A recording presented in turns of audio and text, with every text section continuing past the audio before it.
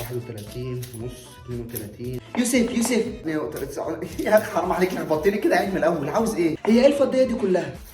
دي العيديه بتاعتي. انت جمعت كل دول يا ابن المحظوظه. قل اعوذ برب الفلق. بطلع حسب بقى مالية البلد. 1 6 7. هو انت ما خدتش هديه ولا ايه؟ لا خدت بس مش كتير زيك. 5 9. يعني انا كده بقى مش عارف اشتري البندقيه اللي انا نفسي فيها. ليه انت معاك كام؟ يوه بقى يا عم انت لازم تحرجني. اهو شويه صغيرين. ايه ده؟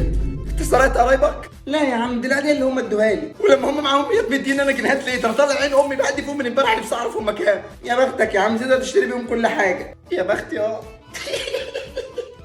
دول ما يجيبوش 3 كيلو موز. طب انا عاوز منك طلب بس خايف ترفض. ايه قول. إيه ينفع تبادل معايا؟ يعني انت تاخد دول وانا اخد دول؟ كنت عارف انك مش هتوافق.